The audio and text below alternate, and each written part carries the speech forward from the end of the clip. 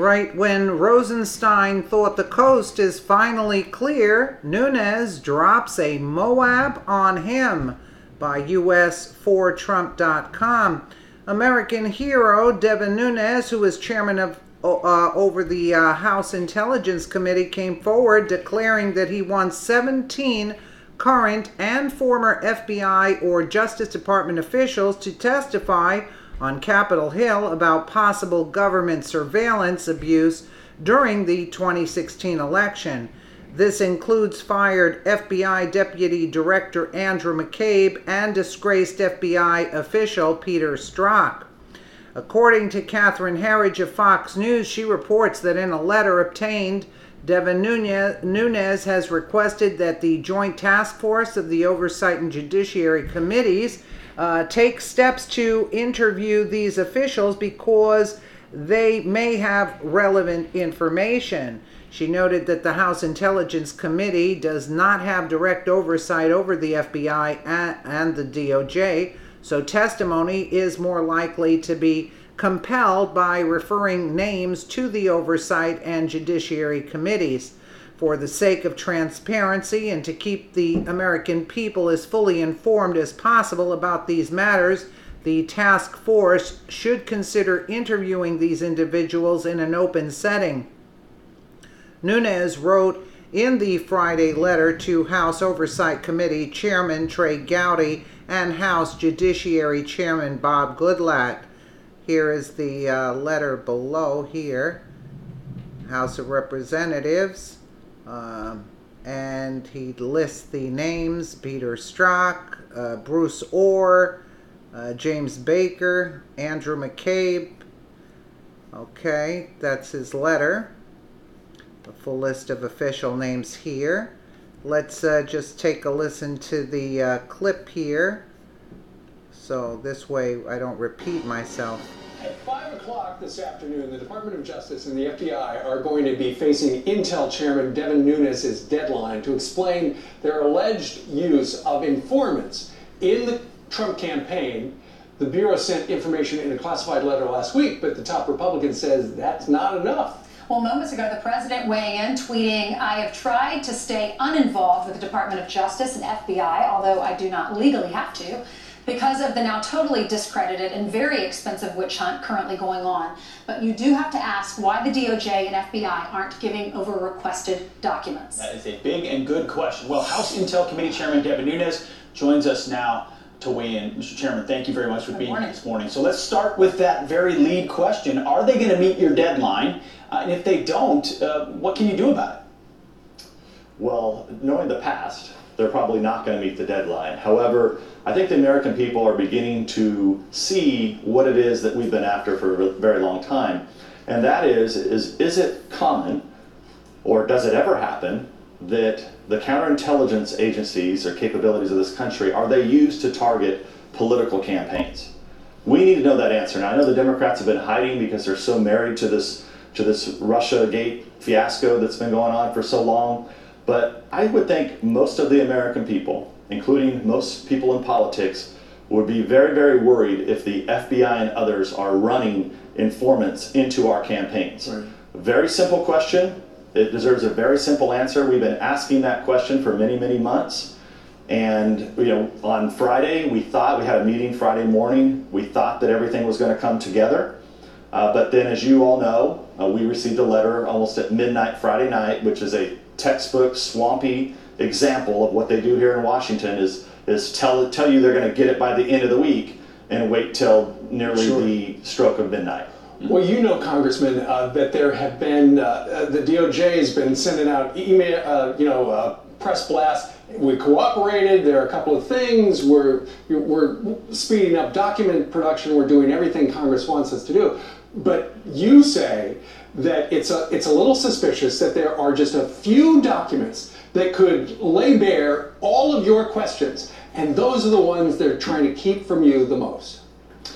Yeah, and let's be clear. There were many documents that they provided last week. Mm-hmm. Okay, thousands. Now those should have been provided to us months and months and months ago, but we'll get past that. So I would say we cleaned up most of what was on the table, except for the most important piece, which is there's two pieces really, but one is you can't use Gang of Eight. You can't take information that our investigators and our committee members found and then retroactively say, no, sorry Congress, we're going to move that so only the leaders in Congress can see this information, when it's information that we dug up. So we're going to try to handle that today. We're going to meet with the Director of National Intelligence. Hopefully we get somewhere on that issue.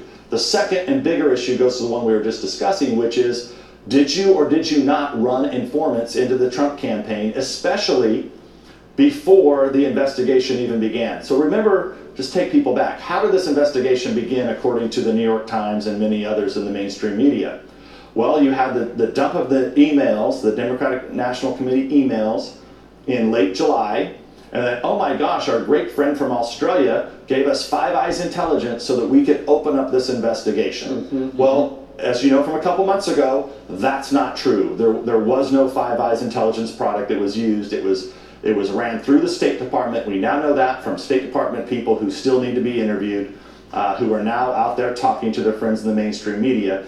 They say they're the ones that got that information to the FBI. So that would be totally irregular how you open this investigation in the first place. But what people are ignoring is, well, wait a second, what if that story's not true?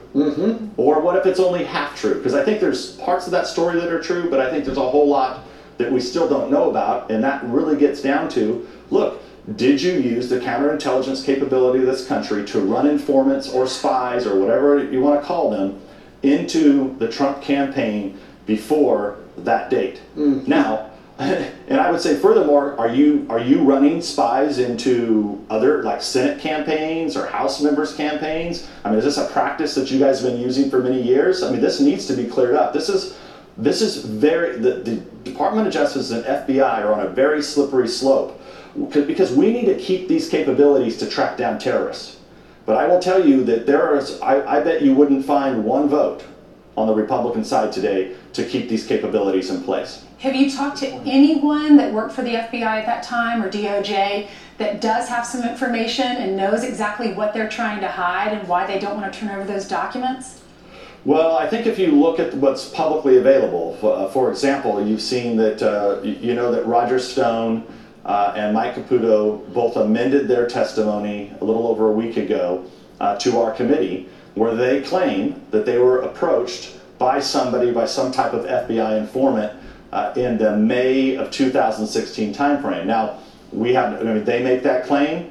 They've amended their testimony to make that claim, so I mean that would be under the penalty of lying to Congress. So I assume that they believe they're telling the truth. So why can't the FBI just tell us if that really happened or not? It's real simple. That's what you're trying to do. And Congressman, what you're suggesting is these stories that we have now heard about, the professor, these stories as well, it sounds like people just kind of out of nowhere present themselves in front of the members of the Trump campaign and try to engage them before we knew any of this stuff was going on. And a number of people who are at the same time, a number of people in your circle say it looks like they were trying to frame the campaign. Yeah, so what do we know, right? Let's go back to a couple of major points. Christopher Steele was hired by the Democratic Party and the Hillary Clinton campaign to dig up dirt and put it into a dossier on Donald Trump and his associates. That makes its way to the FBI, State Department, all over the place in about June, right? June, July, August timeframe, that's happening. At the same time now, it appears you have multiple people in about a 6-week period from April to June, where you have multiple people that are making offers of selling some type of dirt on Hillary Clinton from Russia to the Trump campaign. Now look, maybe some of those are just people that want to make some money and are really just making things up like Christopher Steele. Or maybe the FBI was running people in, or some other agency. We have no idea, but we have a right to know that. This is a legitimate investigation. Those are the questions you want answered. We saw a statement caught our mind from a fundraiser recently. One of your colleagues, who's a part of that Gang of Eight, who gets to see more special intelligence, is Senator Mark Warner. He is purported to have said this at a fundraiser. He said, "If you get me one more glass of wine, I'll tell you stuff only Bob Mueller and I know.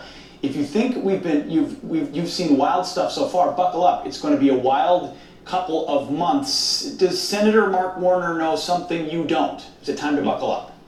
Well, Senator Warner has a very interesting history here, including coming over to the House side with secret meetings, complaining about the House Intelligence Committee and me specifically to the Speaker of the House. So he says a lot of wild things. I wouldn't put much stock in it. He seems to be one of the guys who was really dug in deep. Maybe he knew things from Christopher Steele and others, because it appears like they're all connected, right? Mm-hmm. I mean, the Democrats and the Hillary Clinton campaign hired Christopher Steele. I wonder So I don't know if, and we know that Harry Reid seems like he knew about this before he left the Senate back in 2016. So I don't know what Warner knows, but you guys can call him. Maybe he'll interview with you. I just want to know if he got the glass of wine. I want to know he's going to spill the beans over one glass of wine. Yeah. What would he tell you for a bottle? Hopefully, as long as it was good California wine, then it'd be all right. Oh, something a congressman from California would say. All right, Devin Nunes, thank you very much. Thank you, guys. Well, yeah, you could see that Warner came out, with your garbage, Mark Warner. Yeah, you have nothing. First of all, they had said, we'll stop it. He won't be president. I mean, come on. Listen, they mean business, and Nunes is pushing, and they can run, but they can't hide for very long. The dirt is going to come out, and the problem is that it's going to be a shocker for the Democrats when they discover that their savior Hillary Clinton is a crook. Let me know what you guys think in the comments below, and again, thank you so much for watching.